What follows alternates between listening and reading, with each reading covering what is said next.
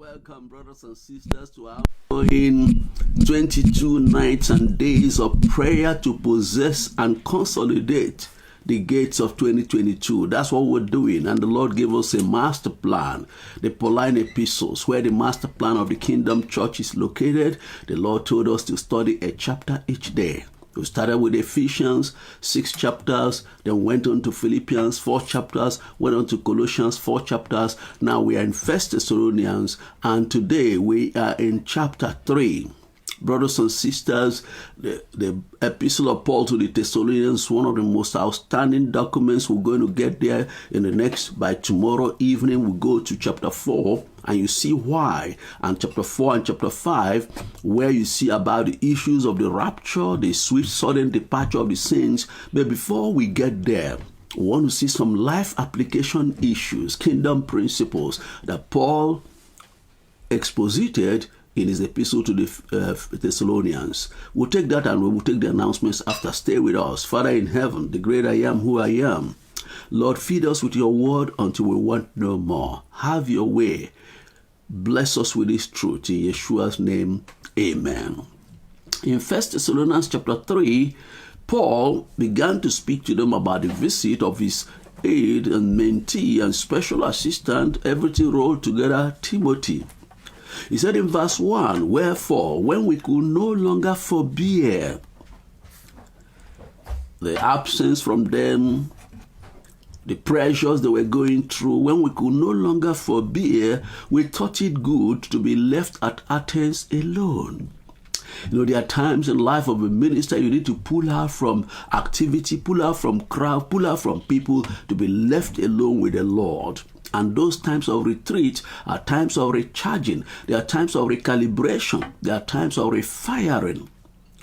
We need to develop the holy habit of knowing when to pull back, when to retreat, when to go into isolation, lockdown, whatever you want to call it. Not just the one imposed by the pandemic, but one that is strategic in nature, that at times comes, there are times you need to just retreat away. And by the grace of the Lord, there are retreat centers across the world. And if you want one in Africa that we know where you can just be locked out from everything else, you can send us an inbox if you want to go there. And the Lord will guide you to where you can just have some rest and refreshment, away from the hustle and bustle of life. He said, we're left alone at Athens and sent rather Timotheus, our brother, a minister of Elohim, and our fellow laborer in the gospel. 3 things Timothy was to him: brother, minister of the gospel, fellow laborer in the gospel of Yeshua. To do what? To establish you and to comfort you concerning your faith. So Timothy was these 3 things in co-laboring with Paul the apostle. The Lord doesn't want us to go and make people our employees or make people, our coattails. He's looking for people who will grow to be our co-laborers, who will take their place with us in the assignment the Lord gave, and the grace of Elohim in them will make a way for them, and they don't need to play any eye service. Just get on with the lane. Take your responsibility. He's called him a brother. They call him a minister and a fellow laborer in the gospel of Yeshua. What was he to do? He was to go and establish them and to comfort you concerning your faith. When you're sent from headquarters or anywhere that authority resides into any part of the world, you are going to comfort the brethren. You are going to establish them in the faith, and that no man should be moved by these afflictions. For yourselves know that we are appointed thereunto. So part of what Timothy was to do is to encourage them not to be moved by what they see. Whether in the case of Paul, the bonds, he was in prison at this time, that nobody should be moved by that. Or even whatever they themselves were going through, nobody should be moved by these afflictions, whether of Paul or of them. For yourselves know that we are appointed thereunto. Paul had taught them that affliction is part of the gospel. Suffering is part of the gospel. It's an intrinsic part of it, because suffering does not destroy. Suffering takes away the dross And the Lord has appointed us that if we are faithful and if we can come to a place of confidence in Him and rest in the Lord, His glory will go with us. And even if we are going through the fire, it will not burn us. If we are going through the waters, we're not going to be drowned. And the Lord will make a way by His grace. He says that we are appointed unto. Verse 4, for verily, when we're with you, we told you before that we should suffer tribulation, even as it came to pass. And St. Paul told them, faithful ministers are not supposed to paint a rosy pie in the sky picture of the gospel to the believers. Tell them about the contention between light and darkness, the contention between righteousness and iniquity, the contention between kingdom culture and worldly culture. Tell them so that they can know when they see those things, they will know that this is what they were taught. All these fake or flaky gospel that is being preached that has no substance, and people just go and learn, cram some, firecracker promises, and there's no substance to it. It doesn't make any sense. Paul said, we told you that tribulation was part of the Christian journey, and he said it came to pass, for this cause. Verse 5, when I could no longer forbear, I sent to know your faith. When Paul began to feel the pressure to know how they were doing, he says, I sent to know your faith. He sent someone to know. He sent Timothy to know your faith. Why? Lest by some means the tempter have tempted you and our labor is in vain. Paul was a man who exercised responsibility. That's a sign of sonship. Sonship is not just a claim. You don't just claim, I'm a son of Elohim. Sonship connotes maturity. Sonship connotes a state where you know who you are in Him and who He is in you. Then you take responsibility over the estate of your father, the sphere of influence the Lord has ordained for you. You take responsibility. There will be powers of darkness to resist you. Don't tell me that because of darkness, then you cannot do the work of the Lord. Darkness cannot comprehend light. This is a kingdom principle. Darkness cannot comprehend light. It's appointed that once light is switched on, darkness must give way. So don't get scared because of occultists and shamans and native doctors and all kinds of shangomas. Don't get scared when they are there. The Lord by Himself will take them out, but you must develop a heart disposition that refuses to cower before the powers of darkness. Fear will paralyze you. Fear will confuse you. But if you will take the spirit of faith, then you're going to walk through. For He said, if you walk through the waters, it will not sink you. If you walk through the fire, it will not burn you. Fire does not destroy. Fire refines. And the more fires you go through, the more refinement takes place. Things are plucked out of you. You come forth like gold. Say, for this reason, for this cause, when I could no longer forbear, I sent to know your faith, lest by some means the tempter have tempted you and labor will be in vain. Paul so cared for them. He didn't want the labor amongst them to be in vain. He didn't want to take the chance that the tempter, Satan, will go and confuse them away from the purpose of the Father. And our labor be in vain. Men and brethren, I want to say this to you in 2022. Your labor will not be in vain. In your family, in your ministry, in your business, the marketplace where the Lord has planted you, your labor will not be in vain. Your labor will be productive. Your labor will bear fruit. It will be abundant fruit, because Yeshua said in John 15:16, you have not called me, but I have called you, that you should go and bring forth fruit, and your fruit shall remain. That is the promise of the Lord. So your labor will not be in vain. No one is going to take you out before your time. No one is going to divert you away from divine purpose. No one is going to confuse you. No one is going to sink your boat. Your boat is the one Yeshua is in. The waves must obey the master of the ocean and the seas. Then he said in verse 6, but now when Timotheus came from you to us, when he sent Timothy now returned to Paul and brought us good tidings of your faith and charity,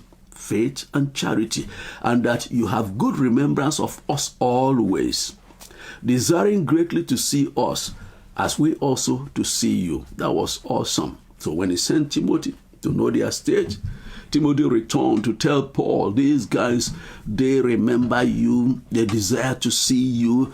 Oh, these people were doing well. And that brought great encouragement to Paul.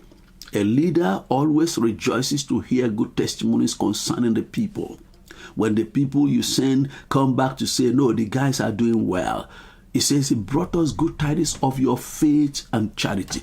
These two things in the life of any believer will see you through anything. A life of faith, a life of charity. Faith is the substance of things hoped for, the evidence of things not seen. For by it the elders obtained a good report. Without faith, it is impossible to please Elohim, for he that cometh to Elohim must believe that he is, and is the reward of them that diligently seek him. And charity is the principal thing. Outside of charity, nothing can stand. So a congregation that walks in faith, they do not bother about what they see. They know whom they believe, and they base their faith on him. And a charity, a ministry that is also driven by charity, love of Elohim, love of one another, and excessive love, the one that covers multitude of sin. If you have these two pillars, kingdom pillars, a congregation will rise, will grow, will be strong, will be powerful. That you have good remembrance of us always, desiring greatly to see us as we also to see you. That is awesome. They had good remembrance. These people had excellent remembrance of Paul, the apostle they desired to see. That was mutual. You know what, brothers and sisters, that's same with us. We desire to see Apostle Lehuli and his wife all the way in Fiji Islands. We desire to see them. We desire to welcome them to London in August. We desire to see Apostle Jacob in India, Apostle Alonso in Sri Lanka, Pastor David in Malaysia. You know, our sister Apostle Christian in Hong Kong. We desire to see Apostle Ratang Raut in Nepal, and Vivek Kumar in Nepal. We desire to see the brethren across, India, Pastor Shio Kumars. We desire to see Apostle Paulus, Gabriel, and Prophetess Maggie Tawadros in Egypt, and, Teacher Sima Kale in UAE, where our sister Ramona and Samantha. We desire to see the brethren from South Sudan, the brethren in Ethiopia, the brethren in Uganda, the brethren in Kenya, the brethren in Rwanda, the brethren in Burundi, the brethren in Tanzania, the brethren in Zambia, in Zimbabwe, in South Africa, in Malawi, in Angola. We desire matter that were born by different moms. The same blood of the Yeshua HaMashiach, the blood of the covenant is stronger than the natural blood.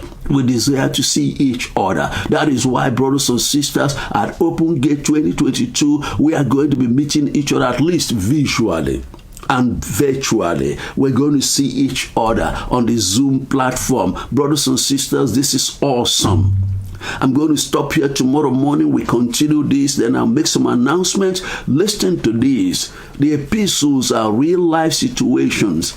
They are real life, case studies. And the Lord wants us to know the principles that are unpacked in the epistles. These are kingdom principles. Kingdom is about life. It's not about religion. It's not about, dry religious texts. It's simple kingdom principles that we need to get on. Brothers and sisters, I'll pray now and I'll make a short announcement. And thank you, Arise, you are here. Just a moment, let me just pray. Father in heaven, the great I am, who I am, we give you all praise, all glory, all adoration for who you are, for your grace, your glory. Look at what you are unpacking for us in the Paul's epistle to the Thessalonians. Let these words be flesh in us.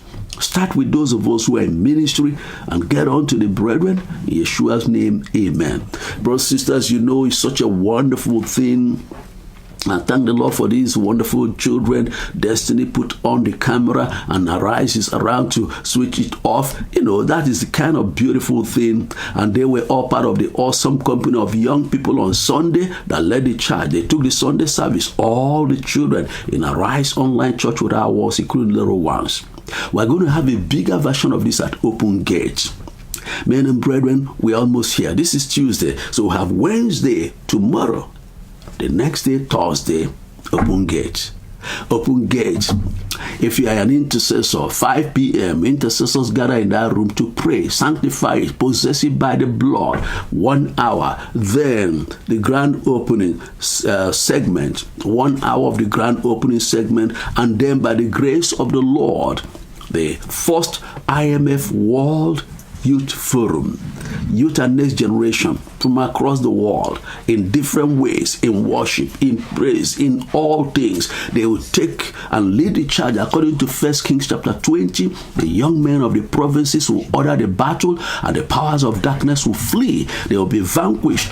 The saints are going to have victory because we walked in obedience. We didn't go the traditional way, the New Year traditional way. The Lord said 22 days into 2022 to possess the gate and to consolidate it. That's exactly what we have done. So Open Gate starts on Thursday, and we're going to release a poster tomorrow to tell you the different sections. There'll be those on Thursday, those on Friday, those on Saturday, those on Sunday. You know what? Plan to be at all. Plan to receive from every vessel. In Open Gate, we don't announce people. We don't gather unto man. We gather unto the Lord. And through different vessels, He uses them to bring forth. We believe in the body ministry, fellowship. Everybody brings what he has, and we have a beautiful, blessed experience. Spare yourself too much activity. Be with us Thursday evening UK time. Friday, half of the day. Saturday all day, Sunday half of the day, and that's it. The gates of the year will be open in your personal life, in your family, in your ministry, in your business, whatever you are doing. And if you walk by the principles you hear, the team will be made real for you. We will enter into His rest. And the Lord will take over and use our vessels to express His divine purpose. It's awesome. Beautiful. We love you. And it's a year, according to Hebrews chapter 13 verse 1, that we're told, let brotherly love continue. Have a blessed day. Arise. Thank you so much for being with us. Bye-bye.